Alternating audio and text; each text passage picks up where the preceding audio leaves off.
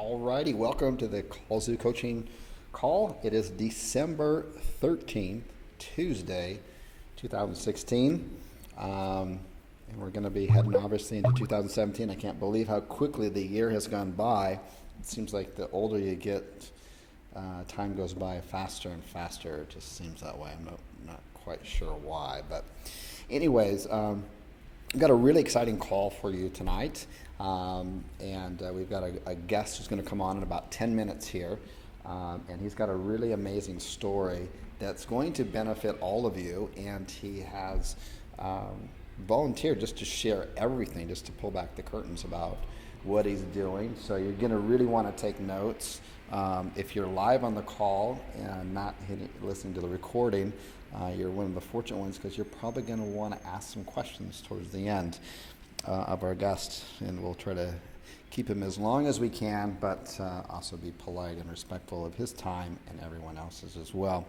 Well, if you've been on these calls before, you know how I normally start them out. I'm going to start this one out a little bit differently, only because my guess is that most of us are probably going to toy around with the idea of New Year's resolutions. And I'm going to take a wild guess here, but I'm going to guess that most people's New Year's resolutions has something to do with their physical health. So I wanted to start off and give you some high-level tips on at least on how to control your weight in a manner that you've maybe never thought of before. And so with that, I know it doesn't have anything to do with pay-per-call, but it does have to do with business. I mean, if there's anything there's a few things every day that you want to do and maintain. And number one is your health. You really can't be a cutting-edge, hard-working entrepreneur and perform your best if you don't have your physical health. I've talked about it before, but I really view it as you want to look at yourself and view yourself as a performing athlete, both mentally and physically. And you can't do that if you're not healthy. And it's not about having six-pack abs. It's about functioning at your highest capability that you can. And if you're not physically fit, you just can't do it. And I'm reminded of that because my son, who plays professional soccer here in Spain, he got up this morning, 7 o'clock. He's been gone the entire day. He will not get home. It's 6 o'clock p.m. my time. He will not get home until 10:15. That's a regular day for that guy. He's 14 years old on that. So, and that's the life of a professional athlete. Now, I'm not saying you have to be physically fit like him or anything like that, but it is going to help you out in all areas of your life. So let me share some things with you. And there's a huge misconception on this end of it, and that is that I call it CN, C out, or calories in, calories out. We've all heard this before, right? And you probably all take this as just common knowledge. It's like, well, yeah, if I take in 3,000 calories, but I only burn 2,500 calories, then I'm positive 500 calories, thus I'm going to be gaining some weight, right? And there's like 3,500 calories and like a pound of fat. So if you brought in 3,000 calories and you only burned calories out 2,500, you would be in a positive of 500 calories per day. At the end of a week or the end of a month, you'd probably gain 4 pounds. Well, guess what? That's absolutely 100% wrong. 100% wrong. And anybody out there that you hear talking about calories in, calories out, it's just a matter of reducing the calories a little bit and just moving a little bit more. Just reduce your calories, eat cleaner, and exercise more. Nothing's further from the truth, and we all inherently know it. When you think about it, we've all done it, and it doesn't work. You're probably wondering, well, what the heck are you talking about? Well, The Biggest Loser. How many of you have seen The Biggest Loser on here? Or at least you know what The Biggest Loser is, right? The big television show in the U.S. Let me ask you a question. Has there ever been a reunion of The Biggest Losers. They bring them all together in a big old happy reunion. No. In fact, they have gag orders. They legally cannot say anything about this. And the reason is because they all gain the weight back and then some. And the reason they do is because they're going under the assumptions of calories in, calories out misconception. It's 100% wrong on here. So let me, and there's all science behind this, and this is actually, this science and this knowledge has been around for almost 100 years. And in some other time, when we have more time, I just want to keep this intro down to 10 minutes before we bring on our guest here. Some other time, I'll go into more detail on it if there's more interest to it. So I just figured New Year's, people are probably going to want to get more fit, because you're going to become a better entrepreneur, you're going to become a better business owner, you're going to become a better person if you're more fit and you're functioning, right? It's just better health, better optimization. Why doesn't The Biggest Loser work? What happens there? Well, what happens there, and there's all kinds of science behind this, is that they're reducing their calories, right? And they're having them exercise more. You're going to lose weight to a certain point. So what happens is this, and doctors, the doctors in the know that this is exactly what the human body does. Let's say, for keeping the math simple, that I need 2,000 calories per day just to maintain my weight. And I go and I join the Biggest Loser program, and they put me on a 1,500 calories. So I'm already, without even exercise, I'm at a 500 calorie deficit. Now they have me exercise, so maybe I'm at a 1,000 calorie deficit per day. I'm burning 2,500 calories a day. They're only feeding me 1,500 calories per day. Do you know what the body does? That's telling the body this. It tells the body, hey, if I keep this up, I'm going to die. Because the human body is not stupid. If I continue this way at 1,000 calorie deficit, if I continue in this environment, I will eventually perish. So, in order not to perish, what does the body do? The body says that we have to become more efficient. So I've got to really make sure that we're not actually burning that much calories, that we're actually running more efficiently. And when you think about it, it's pretty amazing. And so it basically reduces your metabolism down to 1,500 calories. Now, what happens when the body adjusts to that and reduces you down to 1,500 calories, even though you're supposedly burning 2,500 per day? What happens at that point? Yes, you've lost some weight. Then all of a sudden, what happens to the weight? Stop losing it. That's when the body has adjusted. So what do they do next? What do they do in The Biggest Loser? They lower the calories more, and they up the exercise.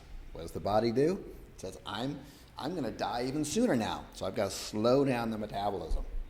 And this is what happens on here. And this is why these things never work. And people who get caught on this spiral downward, it's not their fault. They think they're doing the right thing. Everyone else is just telling them, oh, are you really only taking 1,100 calories a day and you're exercising at the gym every day and you're still not losing weight? We all know you're cheating on the side. Something like that, right? That's not what's happening. So the reason that doesn't work, and I'm going to get into that just real briefly, is because they're counting the wrong thing. We're counting the calories. That's the wrong measurement. When you count the calories and you resist it, you're going to slow your metabolism down 100% of the time, every time. It's only going to work for a tiny bit. It doesn't work in the long haul. So everyone gains all the way back. Measuring the wrong thing. So what should we be measuring? How many people on the call here know someone who has type 2 diabetes? Do you know over 75 million people have type 2 diabetes of the 330 million people in the U.S.? It's an absolute epidemic. What happens, go ahead and put in the chat box, what happens when someone's diagnosed with type 2 diabetes, the doctor gives them insulin, and over time, they come back to the doctor and they say what? What happens to their body composition? They gain weight every time. because they've increased their insulin on that. When you increase the insulin, you gain weight. What's just the opposite of increasing your insulin? It's called diabulimia. Diabulimia is known among people who have type 1 diabetes, and what they do is that they will manipulate their insulin levels and they'll drop it down. So they'll say, I'm going to go out and I'm going to have a gigantic pizza, and I'm going to have some ice cream, and I'm going to have some potato chips, and I'm going to go out to a movie and have a tub of popcorn. And they go, man, I don't want to get fat. So what do? They lower their insulin level down to just almost deathly low. And when they lower it down, guess what? They don't gain any weight. They actually lose weight. Can you imagine that? They actually lose weight.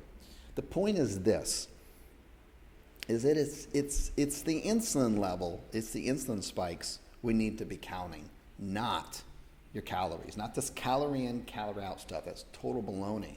What's happening right now is that the SAD diet, the standard American diet, spikes your insulin levels up. That's what it is. That's why everyone's so overweight, because what happens is that the insulin is designed, it's a hormone, it's a powerful hormone designed for famine. It's really designed when we're feasting. So we have feast with a lot of food, insulin level spikes up, and the body's like, well, I can't possibly use all this energy right now. Pancreas secretes the insulin, and it tells the body to store that excess energy as fat in the body. And then when we go in times of famine, which is very common in the non-modern era, we would go days without eating. Then the body would say, you know what, I'm now going to use that excess storage. So the type of diet, the type of food that we primarily eat right now, particularly in the U.S., is food that spikes insulin. You can eat the same amount of calories, but have more of a rich fat, like omega-3s, good fats. I'm not talking like bacon or stuff like this. I'm talking like free-range grass and twig and bug-fed chickens with a nice deep omega-3, orange yolks, avocados, coconut oil, good rich olive oil, grass-fed butter, ghee, which has been one of my favorites lately to put in coffee in the morning. You whip it up with a little bit of coconut oil. It's so good. These kind of good fats on here. Walnuts, fish, good cuts of nice fatty beef that are grass-fed.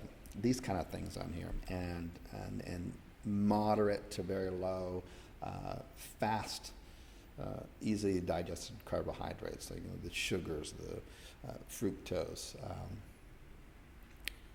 and so that's kind of what the change in the diet. I would encourage you to start to kind of look into that and stuff. But so how do we lower the insulin levels on here? Well, I just talked about you're going to want to eat more fats, good fats. We're not talking like regular butter or margarines; those are horrific for you. Grass-fed. Moderate carbs. In fact, I don't even advocate eating bread. Get rid of bread and dairy products. They spike insulin levels up like crazy. Instead, have more moderate carbs that are like legumes, brown rice, yams, these things that are more slow burning on here, and moderate protein. I'm not a high protein kind of person, because if you consume too much protein, and the way the fitness industry has pushed all these protein products and stuff, that you get too much protein, and you're going to spike up in insulin levels as well. And then the other thing to this, the absolute really what makes all this so easy to do, and I think a lot of you know who maybe seen the Kallzu group on here, other people post it, which is fine. Fasting lowers your insulin levels more than anything else. There's some huge benefits to fasting. I'll just go over a couple of them, and then we'll introduce our guest here in just a minute. Let me just go over a couple of just myths about fasting that people who look at it, they think of fasting like starving. First of all, people think when you fast, and that means there's different ways to fast. Like I typically fast every day for 18 to 20 hours, and then I just have a window of eating that's 4 to 6 hours. Every once in a while, I'll go 4 to 8 hours just to really clean out the body. And people think, oh, geez, if you're going to do that, that's going to slow down the metabolism. No.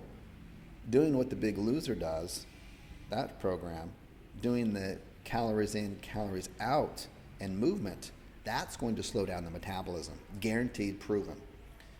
This fasting does not. Fasting actually increases your metabolism. It increases it by 10 to 20%.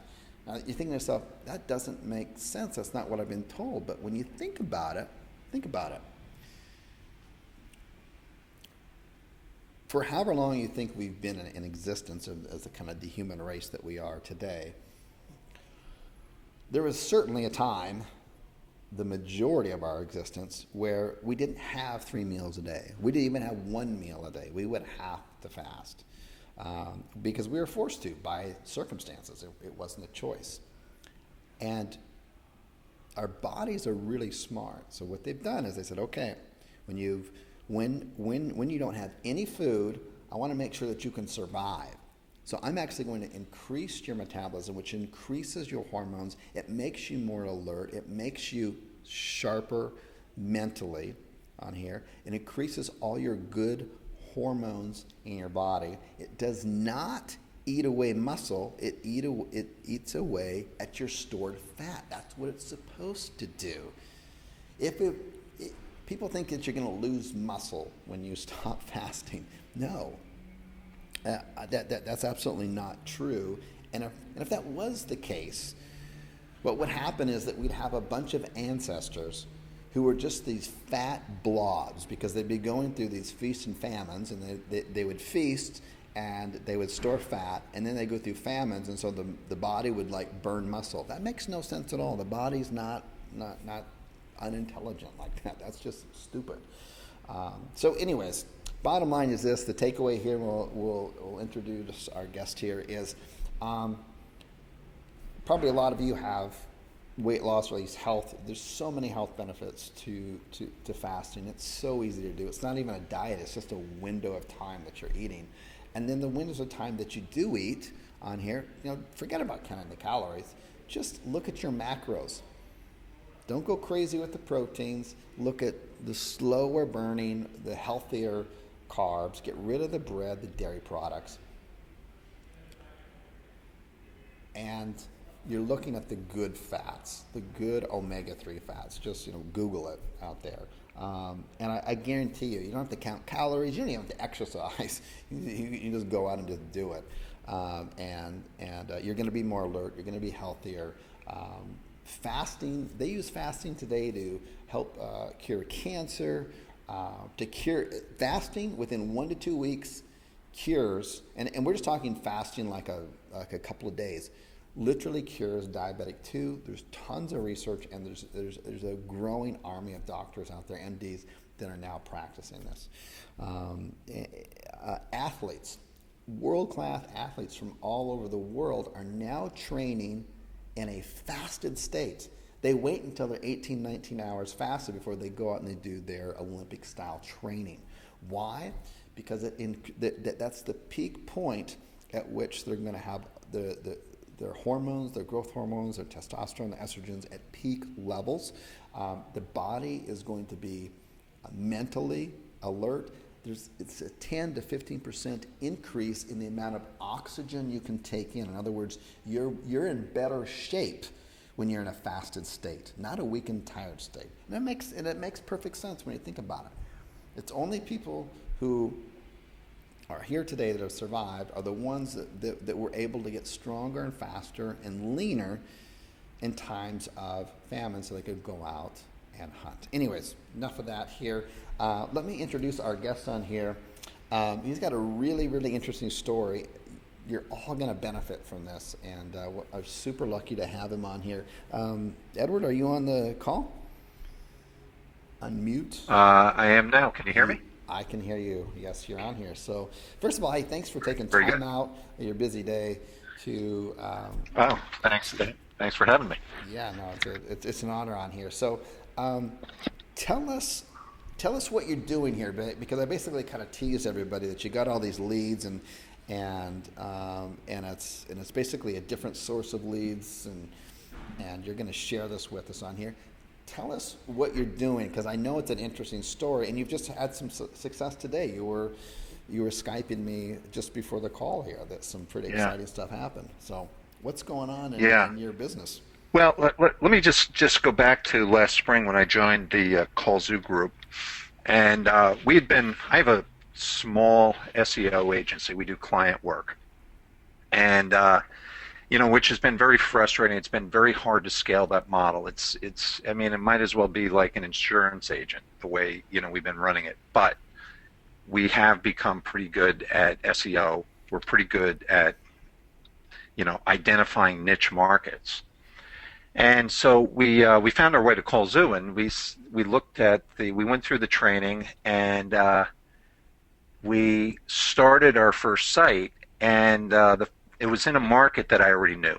One of the niches that I'm involved in is the concrete flooring market, and concrete flooring is a pretty interesting market. It's a very unusual market for if you've never been in concrete. You really wouldn't understand it. It's trying to explain concrete and the problems with concrete. Is it trying to explain to a client who doesn't know anything about a website what really goes on? And so I've been in that market for a long time. Going back years, I had owned a property where I hired somebody to solve a flooring problem for me. So I knew a lot about the market. And over the years, I've doing various client business, doing rank and rent type sites. I've seen some lives transformed from the leads that come in if you know how to position geographically the exposure. And so anyway, fast forward it, build the Kallzu site. The first one we built, I built it too narrow. I built it just identifying the epoxy market, and I just knew that I wasn't going to get enough, even though I followed the keyword research model that you explained in the course. I just knew from experience with that market that just epoxy alone, epoxy flooring alone, was not going to produce enough leads. So I sort of had to scrap that. So then I went back to the drawing board, and it was that one training that you gave about how to do the keyword research and then how to go and look at competitors in various markets and look at what keywords that I wanted to target and what websites were targeting those different keywords. So what I ended up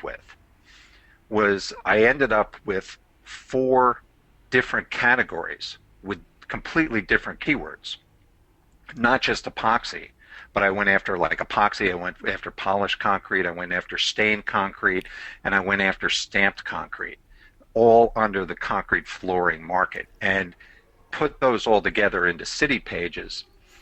And it took a lot of time, even though I've been in this market for a long time.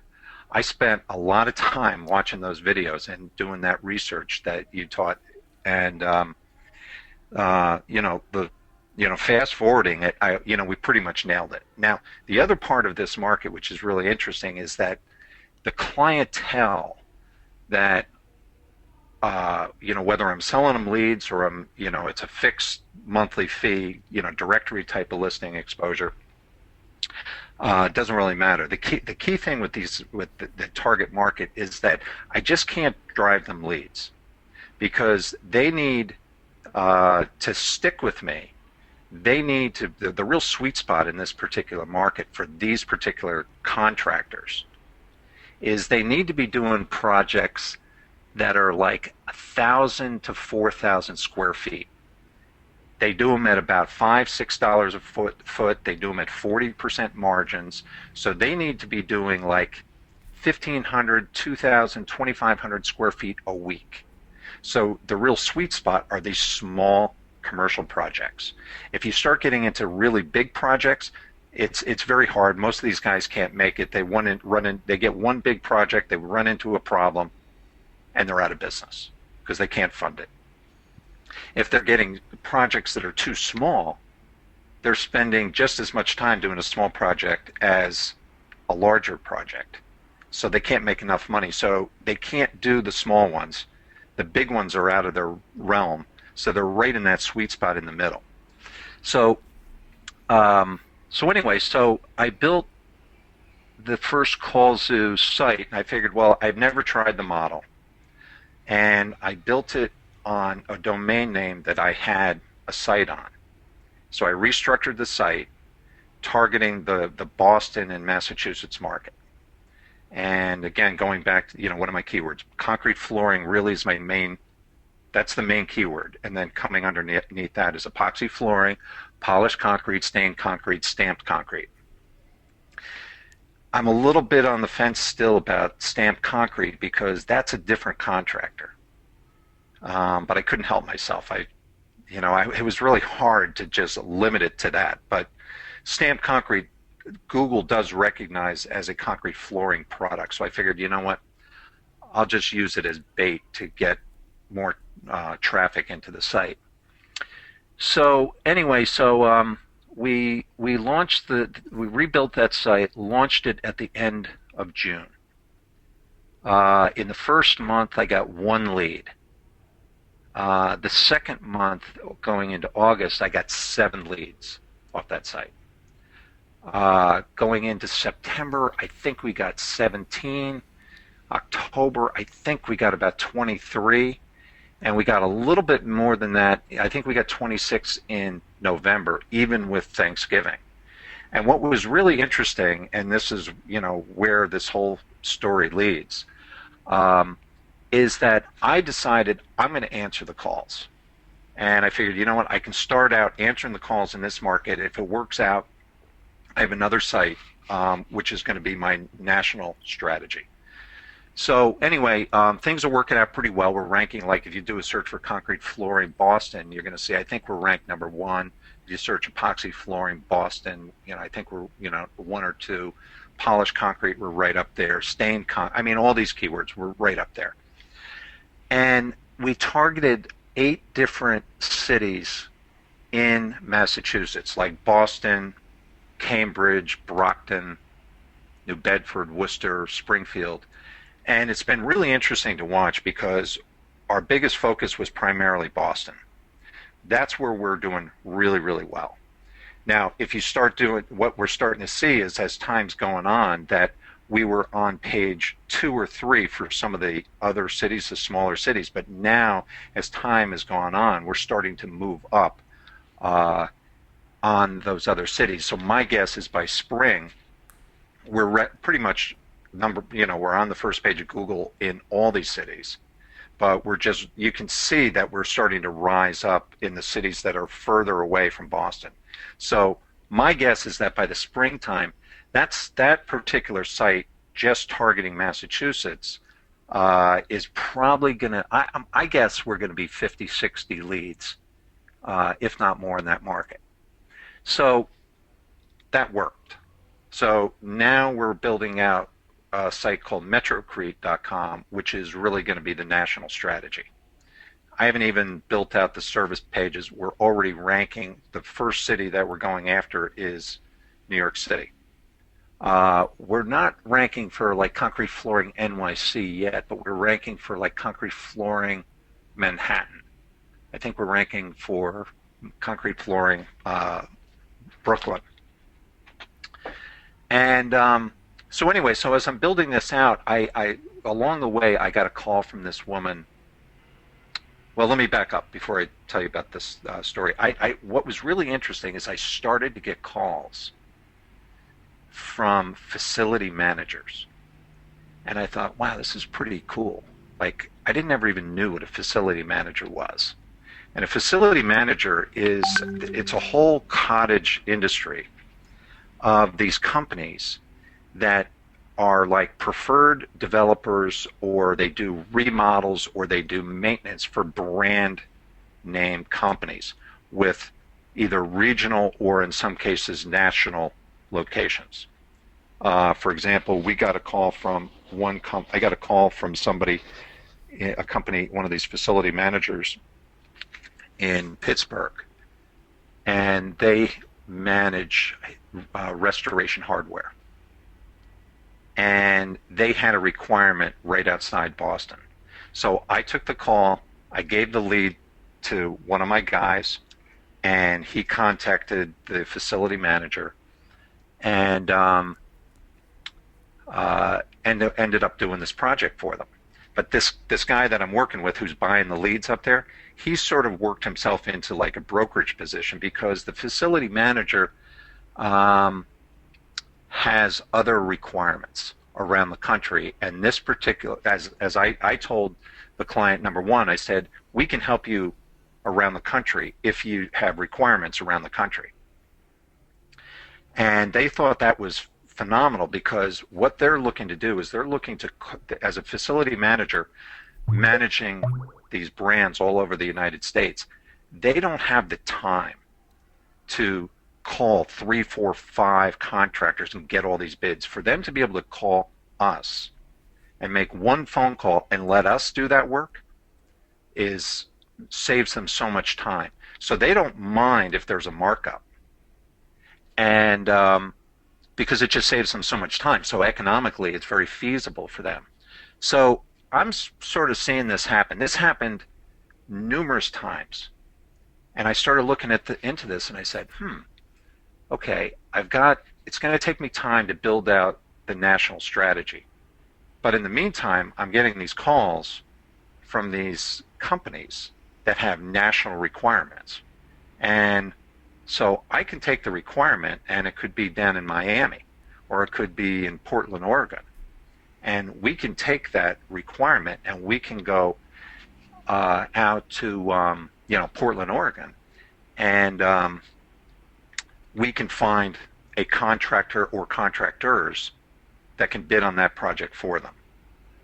So, like, I've got a strategy. It's almost like a Google AdWords strategy, where you're generating leads on a national basis before you build out your Kallzu site. Meanwhile, I'm able to start cultivating a network of contractors around the United States that'll buy these leads before I get there with the organic SEO. Pretty cool. So there's so many cool things that happen from this whole experience, because they have requirements that I never even thought of. One of the requirements that they had was for something that I've been in this market for a long period of time, in this concrete flooring market, and I never heard the word core drilling. And what core drilling is when you drill these holes in the concrete floor to put your cable wires and all that. So if you're doing a new floor layout, a new floor plan for a new location, you have to drill these holes, and you first have to scan the floor to see if there's anything embedded in the concrete before you drill these holes to put all your cable wires in. And so it turns out that this one company has, every time they do a project around the United States for this one particular brand name, they need core drilling done. Well, the core drilling crowd is it's a little bit of a rough around the edges crowd, and these people are sitting in offices. They don't want to deal with these core drilling guys. So this client of mine is now he's arranging all the core drilling projects around the United States for this one company. For every requirement, I get a lead fee for every project. So if he does 50 core drilling projects this year, I'm getting $40 every time. So that's been sort of interesting. So along the way, I got a call from a woman at the Blue Book. And the Blue Book is, if you've been in the construction industry, you might be aware of it. But what it is it's It's almost like an advanced version of Thumbtack. And what it's a place where general contractors, facility managers, and even big clients will subscribe to the Blue Book, and they will put their projects out for the bid. And I looked at I was very hesitant at first to subscribe to the Blue Book, um, but I finally sat down with this woman. She had sent me over a few free leads, which really got me sort of hooked. And so I sat down with her, and I ended up subscribing to the Blue Book. It's like $820 a month, and I got the entire East Coast just for this particular niche. I picked a couple other markets too because I've got a client in Chicago, I've got clients down in Dallas, and I've one in Portland, Oregon. So I subscribed to those particular areas. And so what I did was I went into the Blue Book, and I found right off the get-go 450 leads that are just sitting there. And they're retail stores like Starbucks, which are great little leads for these guys. They're 1,500 square feet. They're 2,000 square feet. These are 10,000 square, $10,000 floors. Car dealerships, self-storage facilities, and there's just a zillion of them. And I'm just going through every single state, and I'm downloading this information, and I'm contacting contractors all in these markets. Now, I already have some of these contractors as clients, so I'm able to feed them more leads and charge them. They're loving it because I'm just going through the Blue Book database, and I've got the company name who's putting the project out for the bid, the contact person, I've got their phone number, I've got their email, I got the whole thing. I mean, it's pretty sweet. So all of a sudden, I've got all these leads. Now, I have given some of these leads to this one guy who I started with up in the Boston market, and he was digging around looking for contractors for some of these projects. And he was digging around on Craigslist, and I told him about Thumbtack. I said, why don't you go take the project and put it out for the bid on Thumbtack? And now you can find the contractors who will bid on these specific kind of projects. Now you've got a contractor in that market, and that's how this thing has evolved, and that brings me to where we are today. So every day, like this earlier today, I got a call. Now, this was not a Blue Book lead, but up in the Boston market, I got a call today from a company it's another one of these like facility management companies, and they specialize in developing out MRI rooms for medical facilities on a nationwide basis. And they had a very specific requirement. And they called, I answered the call. They told me what they had, and it's a build out of a MRI room for a major university's medical center up in the Boston area. And those are the kind of leads that are coming in. I don't know, I can't exactly say why it's happening, but I will tell you that the leads that are coming in are right in the sweet spot off the website. I'm backing it up with what I'm finding with the Blue Book. Now, the thing that's cool about the Blue Book is that I'm also taking, because I have access to all these companies that are putting projects out for the bid, I mean, there's a chance that a year from now, I may not even need the Blue Book because I'll have built an email database of all these companies on a nationwide basis, so I can start doing a email drip campaign to promote my national, master lead gen site. So that's where it stands right now, and it is just it's really been awesome. Okay, It's really awesome. been awesome. Yeah, awesome. Let me step back here. I've been taking some notes. I want to point out a couple of things. Back in the beginning, you were mentioning, talking about taking your keywords, putting them into Google, and letting Google tell you whether or not those particular keywords like proxy, stamped, concrete, Yep. Yep. whether those keywords should be on one page or have their own separate page. And he's referring to video zero. I have two video zeros. Those are in module one. Those are some of the most important videos you can possibly do in the beginning, and they will tell you more than any keyword planner could ever do. And it's a very simple exercise, but if you're not familiar with them, go back into module one. It's just video 0A and 0B. Watch those because they're absolutely critical. They will tell, because what you're doing is you're letting Google tell you the keywords that you want, the keywords that go on each page, your site design. It literally is telling you everything the way Google likes it on the back of everyone else's hard work. Mm-hmm.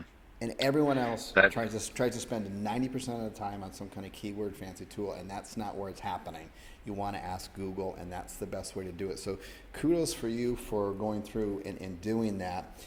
The other thing I want to point out, and this is, again, this comes back to module one, but it has nothing to do with any kind of keyword planner tool out there in existence. And that is, you've got to get to know your niche. Doesn't mean you need to know everything about it, but notice how dialed in Edward is on his niche. I mean, he knows what the sweet spot is on that marketplace. And so it's really important to know your niche. Are you going to know everything going into it? Unless you've got some kind of extensive background, no, of course not. But you're going to want to, there's enough free information out there and enough of calling customers, potential customers, talking with them about their business, their problems, their challenges, their best customers. What's your ideal customer? Well, my ideal customer is between this amount of feet and this amount of feet, blah, blah, blah. If it's any more than that, it's too much of a job for me, so on and so forth. This kind of stuff is invaluable information. You can gather as much as you can up front, and then along the way, you're going to want to listen to your customers and become an expert at their ideal customer that they want to have. So really good for you doing that. Also notice that Edward shared about how he started and stopped. He just didn't just start something, didn't work, and then he moved on or gave up. He moved forward. He kept moving forward. The other thing is that once you start to take action and push yourself out in the world, opportunities at that point are going to come to you. This is not luck that he's getting all these opportunities. It's not luck. It's called hard work. He's out there.'s putting himself out there, and this is what's coming towards you. So there's some really good lessons right there. So right now, those are the things you should really be wrapping your mind around. I know there's a lot of you that are stuck in this, and I'll ask them later. Everyone wants to know, how'd you rank the site, all this kind of stuff. That kind of stuff really doesn't matter. But we'll get to that. These are the larger picture things. These are things that are going to make it happen. Can you just kind of reiterate and kind of recapture what this blue book thing is? Is it accessible to other people? How could it benefit others out there? And just kind of reiterate that for maybe people who came on the call late or just didn't quite capture that, because that is huge. I've never heard of the blue book before. Now that I know about it, I'm thinking to myself, that sounds like an incredible resource. Well, it is. It's really interesting because, again, it goes back to knowing your market. Okay, so the Blue Book, you can go on and it's like thebluebook.com. And so what you do is you can log in. You know, let's say you subscribe to it. You log in, and they have unlimited amount of niches in there. Like if you just want to get drywall leads or metal roofing leads or HVAC or, you know, whatever it is. It's got every kind of niche that you could ever imagine in the sort of the commercial renovation market. So you're going to get access to all these projects, and it's all done by niche and keyword, and they've built this phenomenal dashboard that gives you access to all these projects. And all the projects are It tells you what the size is. What you've got. It's all broken down by city, state, type of project, and it gives you the. It's generally like a facility management company or a general contractor that has gotten the project, and they're putting the project out for the bid, looking for subs who can bid on each facet of the project. So that's it. So you get instantly, once you subscribe to this thing and whatever niche that you want to go after, you instantly have access. Like you subscribe right now, in 2 seconds you go in. It's very user friendly. It's easy to access these projects. You can start grabbing these projects. You can type them out and you can start sending them out to contractors. You can you follow the sales training that in Kallzu, and just you're going to be able to call contractors or email contractors and say, hey, I've got a customer looking for a bid. You're going to open up a lot of doors to a lot of contractors because these are really sweet leads. But it's very easy to get them. I mean, it's super easy. There's So no guesswork. yeah, so this is obviously. I mean, and I don't get any affiliate commission on this, none of this. Neither does Edward. This is just something he discovered. Um, he's excited about it. He wanted to share with all the other members about this because it's so abundant. There's so many of these type of leads and niches in here. I just think it's an amazing opportunity for anyone to go in and do this. One thing that did spark me and stayed in my head was that, and it's a lesson for all of us to pay attention to, is that for the particular Blue Book subscription that you signed up for in the area they signed up for in your niche, I don't know what the prices are, but there was some kind of monthly I'm paying. fee, I'm paying $820 a month, and which I'm is, getting.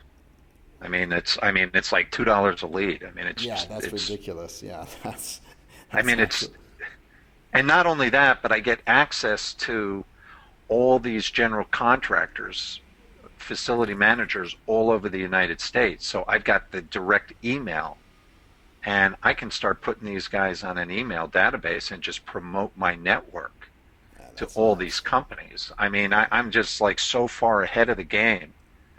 So I don't really care. It's getting the lead and selling it right off the bat is not the most important thing. It's like I'm building a email database of target customers who Yeah, have requirements constantly, and not every project will these contractors put out for the bid. yeah. Sometimes they just have a need. They're in the business. They've got many projects going on. If so, you could do this model with any facet, but it's just a way of finding leads. I mean, I found this just by digging around, and the other thing that's really interesting about it um, is that most of the contractors out there, like I know a lot of guys who have used the Blue Book, and they say I never got anything out of the Blue Book. And the issue is that a lot of these projects are sort of spread out, and they charge a fee for these contractors to have access. These contractors subscribe, and they might try and use it for a month, and then they're going to quit because they don't have time to continue to follow up with it. And what the issue is that unless you're a big enough contractor to hire somebody in-house full-time to keep an eye on the Blue Book and follow up all the time, you're going to quit. And the problem is for the big contractors, a lot of these projects are too small. So what I'm seeing is that there is a void in the market. There is a flaw in what they're doing. Great concept, what they're doing. But what I'm seeing is that there's a flaw because it's not going to work for the people the contractors I'm dealing with, my target market. They don't have time. A lot of them have a hard time even answering the phone. Excuse me, answering the phone, let alone going on to the Blue Book every day to see, what's out for the bid, following up, contacting all these contractors. there's a lot of follow up. So what it does for me is it puts me right in the middle. And so, but it's really not that hard because what I'm doing is I'm just like this morning I sent over 13 leads to one of my guys in Philadelphia.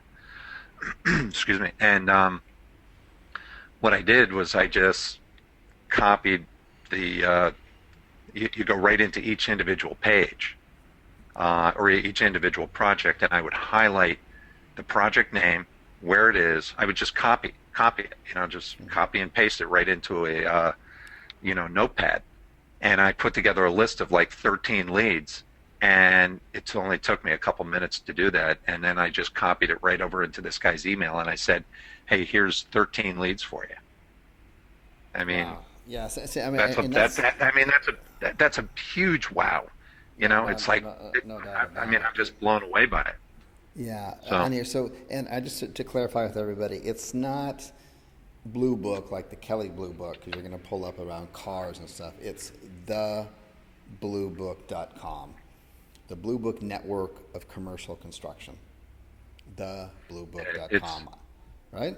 I mean it's a really awesome. It's I'll tell you what's fantastic about it too is that it's really giving me a very, very unique insight into my marketplace on a nationwide basis because I can go in and I can look at the type of projects in every state, in every city. And what I'm seeing are different results. Yeah. It's not the same thing everywhere. Like I'm seeing a lot more results. I'm finding a lot of great, I mean, no surprise, there's more development going on in the southern half of the United States than there is in the northern half. I mean, Boston's pretty awesome. But like Portland, Oregon, I'm finding not that many. I'm finding more public works type projects in Portland, Oregon. Um, I'm finding more industrial type of requirements in areas like Georgia, Tennessee, Kentucky. You go down into Florida, I'm finding a lot more like, car dealerships, retail stores, restaurants, coffee shops, that kind of thing. So it really gives me a pretty interesting vision on, or, vantage point on, what's happening in the renovation market on a nationwide basis. It's really just helping me crystallize my marketing strategy.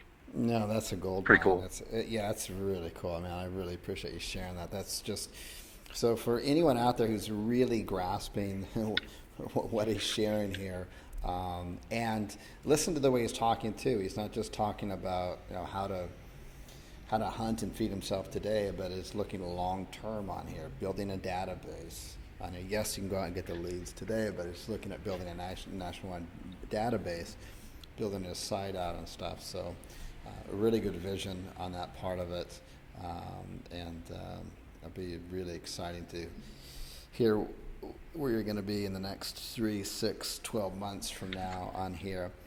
You got I don't know. time? It's a big market, so I have no Yeah, idea. I mean, there's just I'll tell you just one more little ditty. Little case sure. study was yesterday. I sent one of my guys in Chicago a lead, and it was a project in the Chicago area. The company that was putting it out for the bid was in Texas, and so my guy sent an email over and said, I want to get some data on, I want to get the scope of the project so I can give you a bid. And they immediately responded and they said, unfortunately, the client canceled that project, but we were just awarded 61 something or others grocery stores that they're going to be renovating in the Chicago and Illinois market. We'd like to talk to you about bidding. We need contractors to bid on these projects.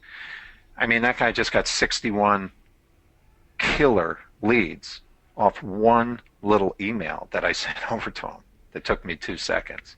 And so what he does is he puts me down, for every single project. And on this particular one, I'm not selling them leads. He wants to give me a percentage of what he closes. I'm like, okay, for now, I don't really care. I'm really just trying to get the ball rolling, but that's what's out there. That's That's what's that's out there. yeah, that's That huge. was that. That was insane. So it's like I'm not really in any rush to get this going. I'm just sort of like working my way through. If I can make a little bit of money while I'm going through the entire process, I'm totally cool with that. The key thing is getting this thing rolling, getting the processes down, and that's what I'm really more interested in is the processes than I am making money in the short term because I know that if I nail the processes, the back end is going to come. Yes. That I'm not worried about. No, It's like absolutely. I just got to get the processes down, then the money will flow at the end.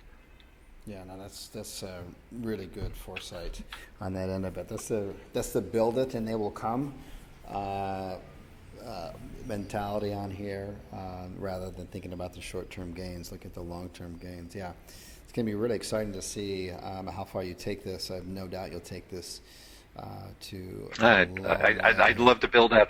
I'd love to build out 50 niches with these master sites if I could. I mean, if I could, that's what I would love to do. But I'm just focused on one. But there's so many of these. There's so many of these niches out there. That's the hard thing is just you get really excited and you see, it's hard to stay focused sometimes because you see something happen and say, oh my gosh, there's all this money. I'm going to make all this money. And let's go look at this market and let's go look at that market. I mean, there's so many of them out there. So, the key thing is to keep pinching myself and keep my eye on the ball. Nice, nice. You have time for a few questions on here? Absolutely. Okay, cool. So I'm not quite sure. I'll just run through some of these and just fire them off. These are shared leads, correct? I mean, that's really not the point, but I mean, these aren't really like shared leads. I mean, they are, but it's like you explain it because it's not like it's these are emailed out to like 5 people or something like that. No, no, I'm really just, well, right now I just don't have a big enough network and, I am restricted on, my sales ability. So I'm sort of doing this while I'm doing everything else. So right now I have probably, I don't know, I have maybe 10 I have really 10 go-to contractors right now for this. So, I'm just taking these leads, putting them together. I look every morning. I look to see if there's any new projects. I'll download it, send it to them in an email. That's how I'm doing it. And I'm giving it really exclusivity in these markets. I'm not putting it out for, to 3 or 4 contractors in an area. Nice, nice. So that's obviously filling your pockets. It's allowing you to pay your bills and do stuff like that. At the same time, it's allowing you to build your education, understand this business and the opportunity for what it really stands for, something much, much larger, much more on a national level, which I really like your thinking on this here. Um, so this is really good stuff on this end of it. Let's see, there's a lot of other leads on this. As people asking, why you're just selling it for $40 a lead. I think he's already explained that. But or however much you are selling it for a lead. I mean, That's not the. a lot of these leads are worth more, but it is what it is. I'm not going to try and squeeze every nickel out of these things. Yeah, yeah, yeah, exactly. And I think a lot of people, I see people get in trouble with that all the time. They contact our support and they're like, well, I can't get any customers, but I've got the leads. And when my team looks closer at their system and what they're offering, the price is like no one can make a profit off of it because they don't understand the business and they think that every single phone call should be like a $500 phone call when that's just not the case. Not every contractor is going to close every lead that you give them, and you've got to kind of understand what the formula there is going to be. And it's got to be profitable for both parties on this end of it. So, yes, you should obviously maximize your profits, but if you get it too close, if you charge too much and they're just barely making a profit, they're going to be counting I call them bean counters. They're going to be counting every single lead or bean that you send them, and if one's just slightly off or out of the area, whatnot, they're going to be the first ones to be taking up all of your time and your team's time to be complaining about it and how they need to take it off and all this kind of stuff. That's not what you want. You want to be thinking scale. How can I scale? How can I grow this thing? How can this thing be as autopilot as possible? That is, price your leads nice and juicy so that you're making a good profit, but yet the other person is not having to stress out about it, and you can learn to better your craft and think about how you're going to make your massive money by scaling out, not by from one contractor or one city on that. Alrighty here. I just want to make, another reason why I'm excited to be on this forum right now and the reason why I reached out to you was I figured, you know what, I don't have all the answers here, and I'm still feeling my way through this. Even though I've been in this market for a long time, I'm still putting the pieces together, and it's really pretty great to be able to share ideas. I mean, I'm not really worried about sharing my niche. It's not that easy of a niche to work if you don't understand it. But, there are just a lot of ideas that by throwing out what I'm doing, getting feedback from others in the group that are smarter than I, or maybe they have some ideas that I've never thought of, is one of the reasons why I wanted to get out and explain this to everybody, because a lot of times I'm sitting here behind a computer by myself. I have a small team of people that work with me that build the sites and build backlinks and all that. And I have a really smoking awesome little team, but you get sitting here and behind your computer all day. You don't really, a lot of times I don't interact with other people. And it's a lot of that back and forth idea sharing that really is the critical part of this. I couldn't agree more with that, and I would encourage you and others out there. I'll be posting it pretty soon. My team's looking for a venue right now, but if you haven't been to or you haven't watched the Barcelona workshop, I would encourage you to do that. It's professionally recorded. It's in the members area. We're doing 2 of those per year. As a member, you get to just come out. All you got to do is pay for your travel and your room and board to come out, and it's really life-changing for many reasons. But one of them is for exactly what was just stated. You get to interact. You get to spend these kind of late hours in the evening interacting with people that can really help, that are headed in the same direction you are, and can help you raise your business up and exchanging ideas and stuff. And it's really the people who come out to these events are the ones who are the most committed to their craft, and they have the most to offer. And our next one is going to be, and I've done this on purpose to put them in kind of exotic locations, different locations. So the next one's going to be in Thailand, and if you watch the replay in Barcelona on the very opening, I asked how many people by show of hands, how many people have never been to Spain or even Barcelona before, and 98% of the people raised their hands. So here they are in a country that, yes, is heavily tourist, but quite frankly is not a whole lot of people here speak English. I mean, unless you got some Spanish, you're probably not. It's going to be a little rough getting around. And the currency is different. All of the food's different. I mean, the culture, the streets, it smells different. Everything's different. And when you're in an environment where you step outside of your comfort zone, that's usually, and you do that with a group of people, you tend to bond even more. And you also put yourself in a position that you're vulnerable, you're outside your comfort zone, and that's where all the growth takes place.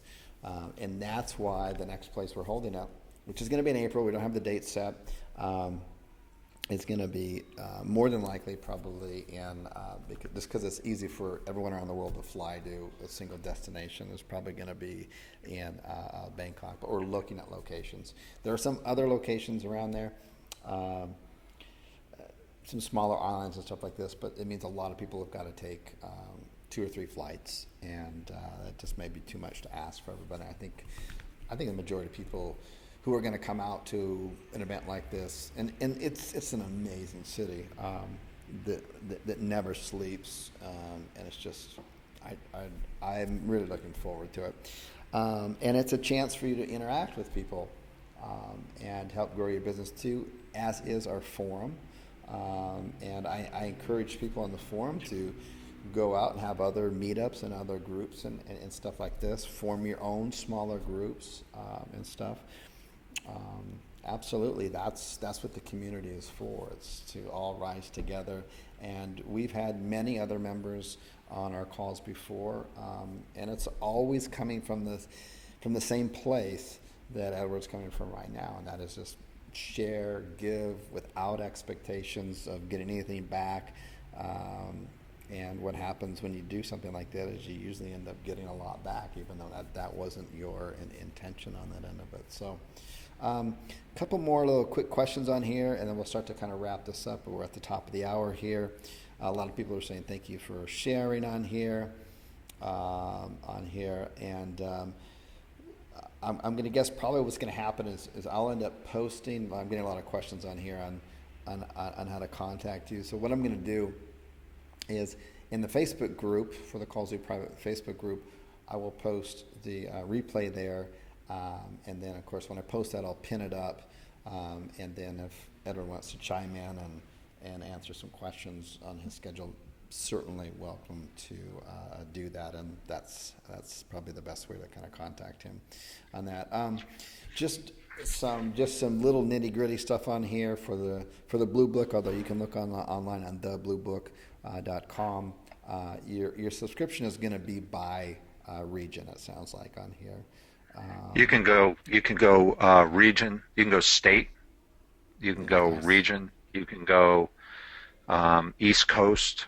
You know, West Coast, United States. You can choose whatever you want. You pay for whatever you want, and you can phase it in. I didn't go for the whole United States at first.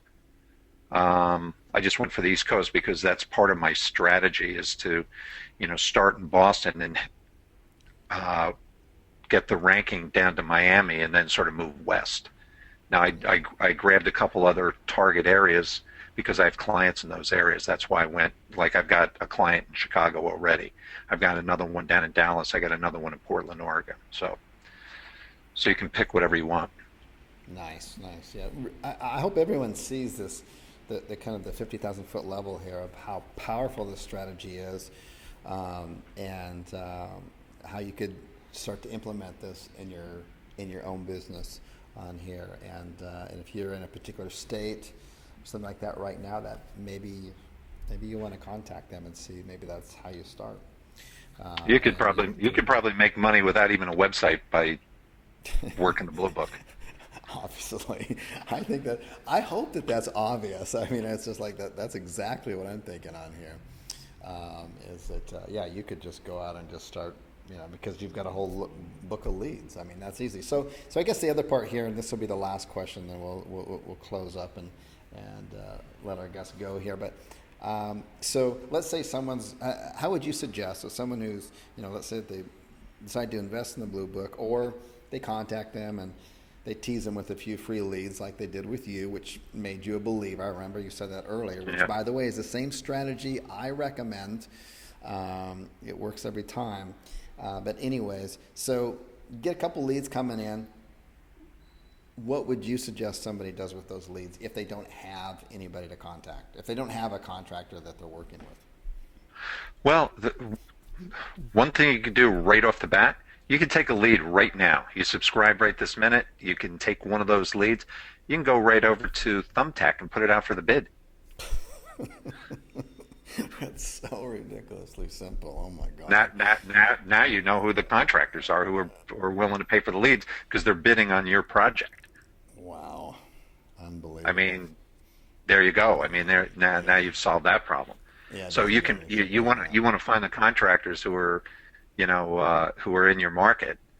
That's, we in the Thumbtack training, it was sort of explained the other way, where you subscribe to Thumbtack and you bid on the projects, and then you turn around and find the contractor. Well, this way you are the client. You're putting it out for the bid. Great way to go. Wow. Right there, folks. I hope you're paying attention. Right there is that's it. I mean, sometimes all success is just showing up. If you showed up today, you just fit that right there. So, Edward, thank you so much for coming here and sharing these nuggets of gold. And keep in mind how he found these nuggets. How did he discover this? He put himself out there. He took action. He takes massive action. He goes out there and he does things, and then things happen at that point. And they'll happen to you too. You've got to get out there. You've got to do things. Don't get stuck in analysis paralysis. Don't get stuck in that stupid keyword planners or whatever keyword planner you may be using.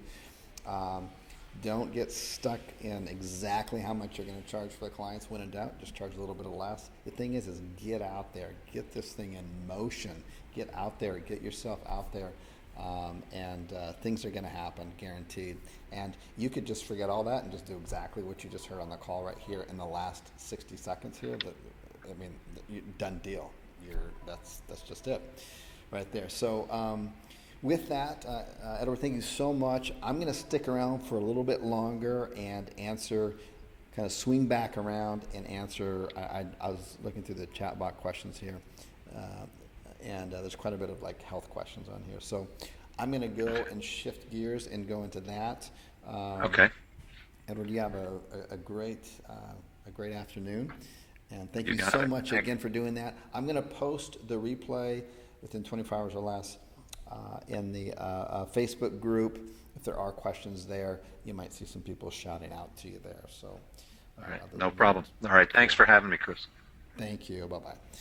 Alrighty, so just kind of want to go through here. I don't want to leave any of these stones that I interned on here. So, alrighty. So I'm going to go back and ask some of these health questions, and then I'll go through to the end. I'll ask any other kind of questions that I can on here.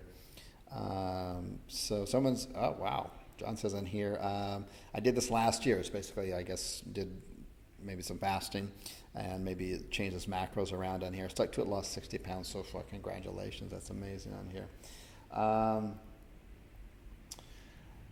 Became a member, calls a few years back, lifetime membership.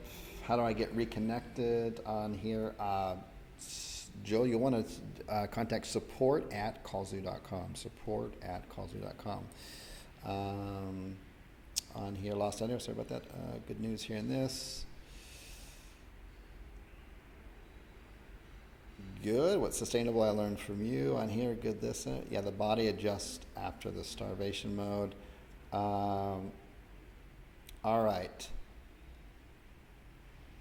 Yeah, the body definitely. I mean, if you start restricting those calories for sustained periods of time, and it doesn't, and I don't know exactly how long it takes. I assume everybody's body is a little bit different, but you probably fall somewhere in a range there of, a week or so of calorie restriction. Your body's going to react and say, hey, I need to become more efficient because I don't have enough food in my environment, so it's going to restrict it down. And then on top of that, if you're eating calories that spike the insulin levels up, what's going to happen is that the calories that you do come in, and this is like doing this over a lifetime, because it's just amazing to me. I mean, I spend most of my time in Asia and in Spain or in Europe, and anytime I go back to the U.S., which is not very often, I'm just shocked by the size of people. It's just unbelievable. I'm telling you, there's just not that I know of, at least where I hang out. There's no other place in the world that's like people are that big. I'm not knocking the U.S. I think the U.S. is a great country and all that stuff. So I'm not saying anything about that or anything personal about the people there. I think it's a really interesting group of people who came to the U.S. You think about the type of personality that came to the U.S., the core people that came there, they were tired of where they were living. They wanted a better life, and they were willing to hop on a wooden boat, and they knew that their chances of survival, they knew that 6 out of 10 people that got on the boat would not make it to the other side. They knew that going into it, and they were still willing to get on that boat and go. That's the kind of mentality, that's the personality, that's the DNA That's the same DNA that went over there and grew a nation larger and faster than anything else. I mean, you think about the train, electricity, uh, vaccinations, internet, electric cars, televisions, to the moon. Where's all that stuff come from? It comes from a gene pool of people who are willing to take some freaking chances. And I certainly, traveling around the world, feel some differences in that, like I see differences in people in weight. The point, so look, I'm trying to balance it out here. There's nothing wrong with American people, because I know the majority of the people in the call are that. And but the fact of the matter is that same kind of genetic mentality also created kind of an insatiable appetite for corporate profitability, and at the cost of, and big corporations are not evil or that kind of stuff, but at the cost of perhaps the health of the entire nation. When you're looking at, out of over 300 million people, over 75 million people are either diabetic 1 or 2, and 150 million people are pre-diabetic. This is ridiculous, folks. Why is this happening? It's a lifetime of eating foods that spike your insulin levels. And that's all of the crappy fructose from the corn syrup stuff, which is in every single aisle of the store unless you're around the outside. It's about just going back and just kind of eating more basic, good food. The legumes, the yams on here, lots more vegetables, moderate protein, and then just practicing some fasting. Seriously, it's mentally, it'll just clear and sharpen your mind right away, and you'll feel so good, and just to give your body a rest, when you look at people like, you look at the 3 biggest kind of religions in the world, they all practice fasting, sometimes for a month or 60 days. Jesus was for fasting. Muhammad the prophet was for fasting. Buddha, all of that stuff is all about fasting. They knew something back then. If you go back and you study Plato would require that his students would fast for 30 days. And it wasn't because they needed to lose weight. It's because he knew it would sharpen them mentally. Now, you don't need to go, you can immediately feel the sharpening mentally just after 20 hours, and you just do that every day, and you just eat whatever you want within a 6 or 8 hour window, and it's going to help you out mentally. You'll feel it immediately. You'll never go back. Anyways, let me go through some of these other questions on here.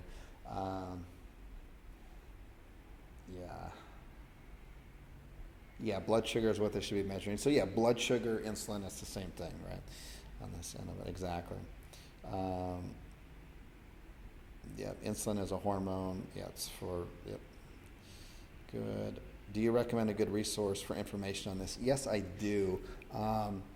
The book is, I'd recommend this book to everybody. It's a bestseller on here, and the guy's got some really good. I'm just opening up my Kindle.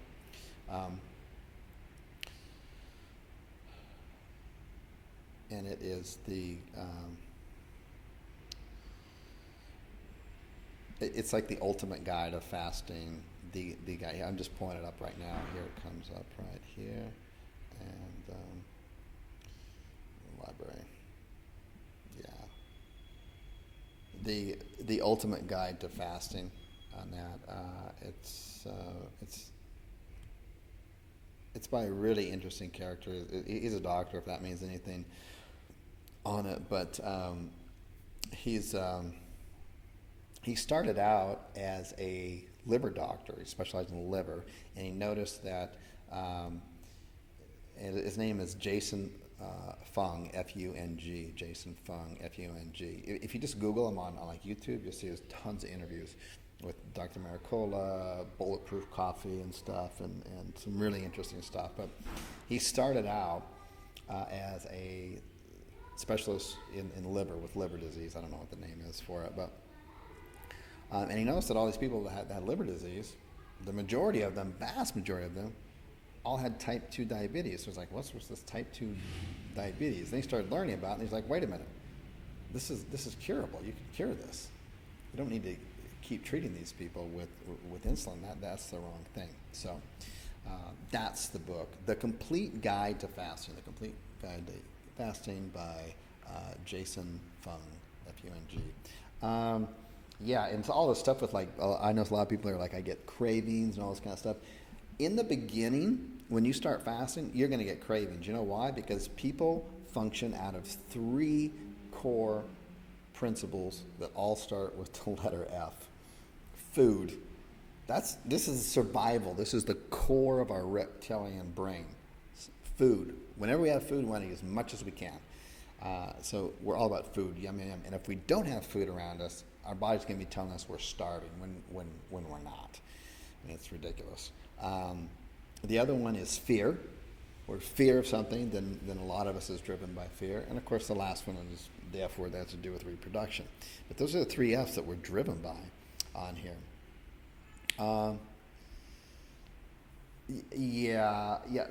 Mary. Yeah, there's a lot of really good research. There's a lot of good books out there on why we really shouldn't be consuming wheat, and how there's just a lot of other better sources for us to do.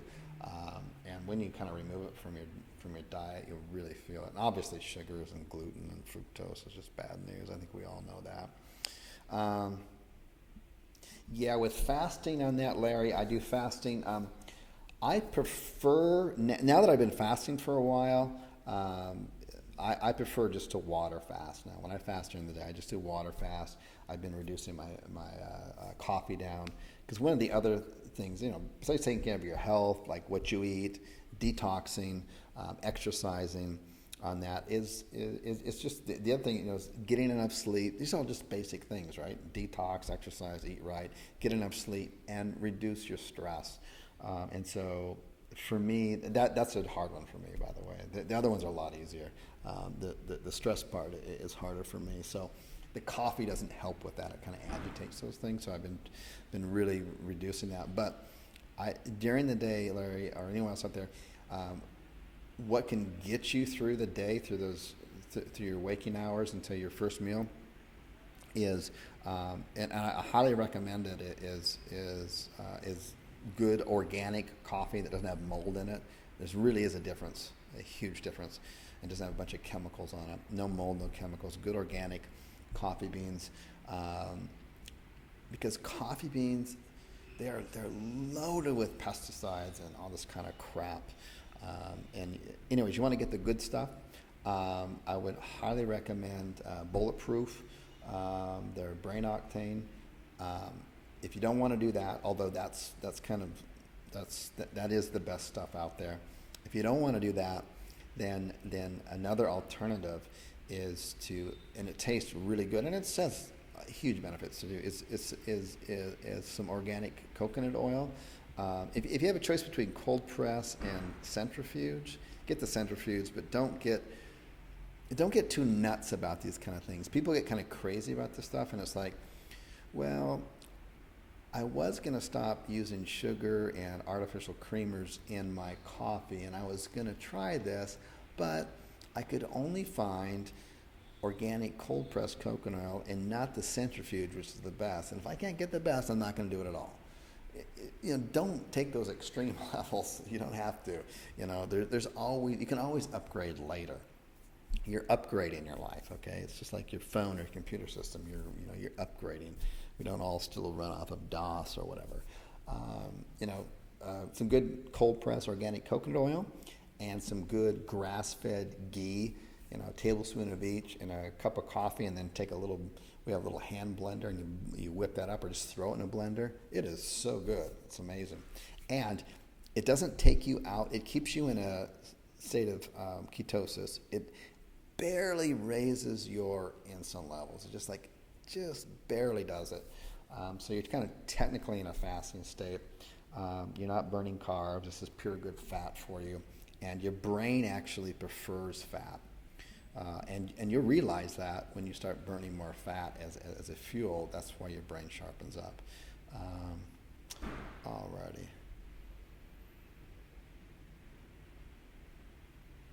Okay. Yeah, sorry, Joy. Everyone asked that. Are you supposed to be seeing something on the screen? No, we don't. We usually just kind of talk. Uh,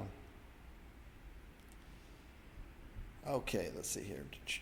If you guys have any type of questions about, you know, about the courses Kallzu offers, maybe you had an old membership, you want to renew it and stuff like that, just contact support at kallzu.com 7 days a week on that end of it. So let me run down to the end on here. Stress is easy. Take a deep breath. I agree. Yep. Sean's good advice. Breathe on that end of it. Okay. Chris, what about working out and your blood sugar dipping if you get headaches? And you mentioned fasting. Sean, that's a good question. I think in the beginning, first of all, everyone's going to be slightly different, and we all had different times and how we treated our bodies leading up to whenever we decided to start fasting and stuff. So there's going to be different reactions to it. And I know any time in the beginning, the first couple of weeks, even the first month of fasting, the first couple of days are really difficult. Your body's going to think you're starving, but you're not. You're still going to eat the same calories. In fact, you can just eat more if you want to. Just reduce it into like a 6-hour window and just go for it. Don't get reckless, but you certainly don't need to cut back, and you'll just lose weight. I've seen it time and time again, over and over again, and I've collected them. I got my assistant that collects them. There's people that just post on my. I don't give any more information out there. In fact, I give out more information now than I've ever have about fasting, and people are just taking the bare minimum. They don't even exercise. They're just like, I'll eat whatever I want. I've already lost 20 pounds. It's within a window of time there.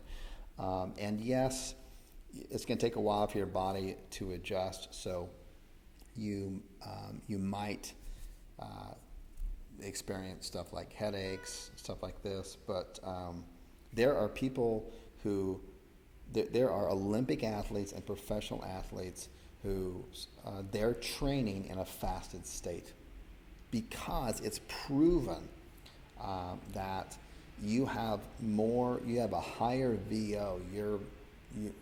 Your ability to take in oxygen and burn is at a higher rate, 10 to 15%. So you're performing better. Your hormone levels are at a peak, so you're going to recover better. Your brain is the sharpest that it's going to be at. So these are all pluses on here, and it makes sense. It makes sense that the human body would design the intelligence of ourselves like that. It's way beyond our conscious intelligence on here. Fasting 1 day per week, not eating at all, is that useful? Yes, it is. And Alex, if you look up, just look up on YouTube, BBC fasting documentary. And there's a doctor on there who, he's from the UK, and I think he's around when he's filming around his mid-50s. His blood pressure was getting really high. He was actually potentially kind of pre-diabetic, and he was thinking to himself, what am I going to do? So he started looking for alternatives, and he does the 1 day fast per week. He does it in there, and all of his blood markers and everything are just like, boom, perfect. There's a lot of different ways you can do it. There are, and all the benefits are there for this. Some people, like I spoke with a woman the other day, and she's a very busy entrepreneur. She does 3 days a week. So she does Monday, Wednesday, and Friday. She doesn't eat. And she eats on all the other days. So it leaves her weekends open and 2 days during the week. And she's lost 75 pounds. She doesn't have time to exercise, all this kind of stuff.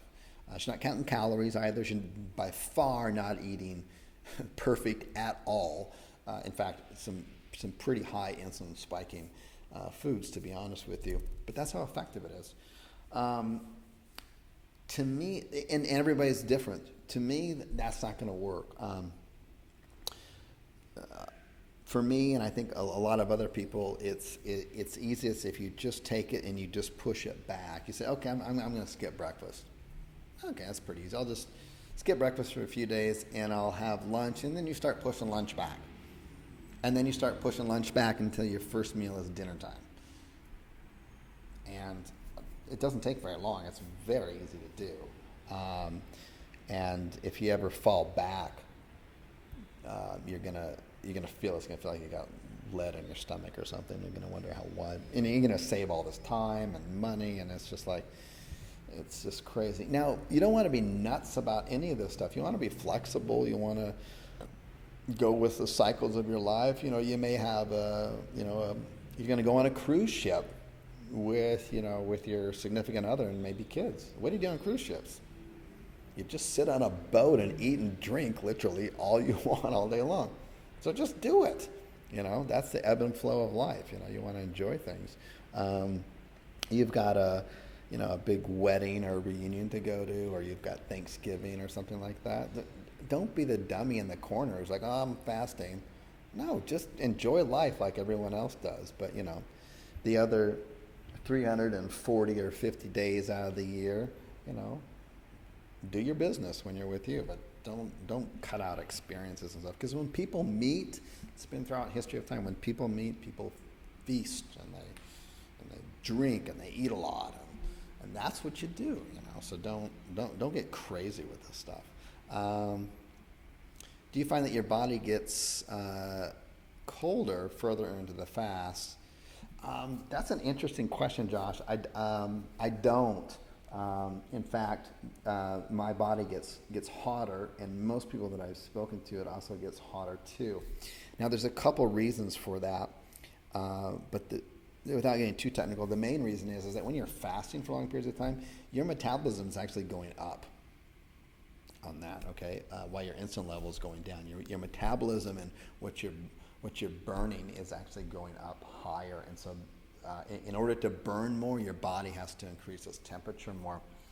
The other thing is that I regularly detox. I'll post some more videos about these later. I do the guava shower, whatever it's called, and the sauna and the niacin, but I do a lot of skin treatments to open up my pores so that I can sweat. And people who know me, kind of very personally or pretty intimately, know that I usually always take 2 showers. What I mean by that, I'll take my first shower, and then I'll put my clothes on, and then my second shower is my body just sweating, and that's if I took a shower that was actually warm. I need to take cooler showers because my body is so through the years of saunas, clearing my skin out, my pores out, and sweating and exercising. That's your biggest organ. People think of livers and kidneys as your biggest organ for detox. It's not. It's your skin. Everything can either permeate in or out of your skin, and you want to make sure that it can do that. There's a lot of people who just that they don't even get into I don't do it very often. I'm a pretty private person in my personal life, but a few times that I've taken people with me to a sauna and they haven't been before, I'll literally just start sweating within like 3 to 4, 5 minutes. It's just like rivers of sweat are just coming from every pore in my body. But what I notice is that most people who are all plugged up and fat don't. It may take them 15 or 20 minutes, and they're feeling sick and dizzy, and their body is not sweating. It's not getting rid of the toxins out of the body, and that's a really unhealthy situation. Let's see here, what else we got? That's another thing about being too extreme about these things. I've had people say, well, isn't the best kind of sauna infrared? Well, yeah, it is. But these are the same type of people and same kind of mentality that unless they get an infrared sauna, they're not going to do a sauna. And that's ridiculous, do whatever sauna you've got available. You got a steam sauna? Do a steam sauna. Okay? You got an electric sauna? Do an electric sauna. All right? Whatever you've got available, do it. It's about levels. It's not about being extreme on here. It's just consistently doing things on here, on that end of it. Yeah, the book on that end of it is, and I'd highly recommend this. It's such a good read. It's so, I think that this book will end up being like the book that kind of turned it around and brought fasting like to the mainstream. But it's the complete guide to fasting by Jason Fung, Fung. And of course, get in Kindle, take it around with you. What kind of skin treatment do you do for your pores on that end of it? Ryan, I follow the same protocol that I learned from a mentor of mine, and I'll share that sometime. It's too complex. It's too much to. If I just said it, it wouldn't be. It just in one ear and out the other on that. What do you do to maintain your energy levels while fasting? You don't need to maintain your energy levels. What you'll notice, Casey, and I mean every single person who's ever fasted, whether it's been for 18 hours or a day or two, everyone says the same exact thing. I have so much energy. I didn't realize this. You have so much energy. This is why athletes, because your metabolism goes up, your hormones go up, your body becomes more efficient on here, you end up cleaning yourself out on here. It's kind of like it breaks the body down. Did you know that fasting, it helps clean the brain out? Your brain gets a lot of gunk behind it, which they think is caused. I know gunk is a pretty medical term, but I'm not a medical doctor or anything, so I'm not going to pretend to be one. They believe that fasting can help reverse and or prevent Alzheimer's disease, which is rapidly growing on here, because it basically cleans out the brain. Cancer and tumors cannot survive in your body while you're in a fasted state. Think about that. There's on Tim Ferriss and Tim Ferriss's podcast. There's a really interesting interview that he did with a researcher, and the guy's got nothing to sell you. It's just his research is interesting, and when they put people in fasted states, they can't find any traces of cancer, and if they do have cancer, it reduces it down. It starts to draw it down. There was a podcast I listened to the other night. A lady had a cancer in her brain and in her freaking eyeballs, and the doctor came to her one day and said, "Look, we've been trying everything we can for you. This is what's going to happen. You should expect to go blind in the next 4 to 6 months, and we're not quite sure how we want to treat the one tumor in your brain." And so she started doing research and came across intermittent fasting. Well, years later, she's alive and she's seen well. So yeah, sugar is very poisonous for sure. Fasting does increase oxygen levels, and on that, and Sean, anything that increases the body's intake of oxygen wins. Look up anytime you want to look up oxygen. Just Google oxygen therapy, or ozone therapy, and ozone therapy is unbelievable for cleaning the body out. That's a whole nother geeky thing, but so yeah. God's medicine is the way to go. Okay, we're going to wrap that up. I could talk about stuff all night long, but we're going to wrap it up here. So I appreciate everybody coming on the call on here. I hope you got tremendous value out of what Edward shared with the group and the community on here. I mean, he just gave away a golden nugget for anyone that just wants to run with it. You just get on the Blue Book, subscribe, pick out your city, whatever. Throw those leads on thumbnail. You act as the customer. Now you've got the contractors. And it's just like, that's just unbelievable. So, anyways, and I hope going into the new year on here, I know the majority of people out there, because it's just the way we are. Probably one of your goals is going to be to get a little bit healthier, maybe trim a few pounds, and I hope that you take action on some of the things I talked about. Go do your own research. Certainly look up the book that I mentioned on there, The Complete Guide to Fasting. Continue your research on that, but don't just take my word on it or others. Question it. When you're out there, don't just make things New Year's resolutions, but just like how you do your daily little resolutions. It's like, okay, today I'm going to do 15-minute HIIT exercise on the treadmill, for example. Do you stop at 13 minutes? Do you stop right at 15? Or do you go 16 or 17 minutes and then stop? You know, that little kind of stuff right there. It's like, okay, I'm going to do a detox this week of sauna, and I'm going to do 15 minutes 3 days a week. Do you stop at 10 minutes, 11 minutes, and then get out and say, oh, that's enough? At least I did something. Or do you go that extra little bit, that extra minute or so? Then you can really reward yourself and you feel good about it. Did you say, you know what, I'm going to write out that job description and I'm going to send it out to several different places for a VA that I want to hire, a dream team that I want to hire?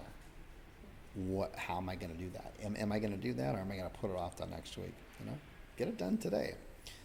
These kind of things, and these little tiny resolutions, when you just slightly exceed them just a little bit, there's so much reward in it that it creates its own momentum, and it creates this momentum. You just do these little tiny things with yourself, and it helps create discipline within yourself, reward yourself. It becomes fun, and then you don't have to wait till next year to make New Year's resolutions, which that stuff, unfortunately, probably doesn't work that often.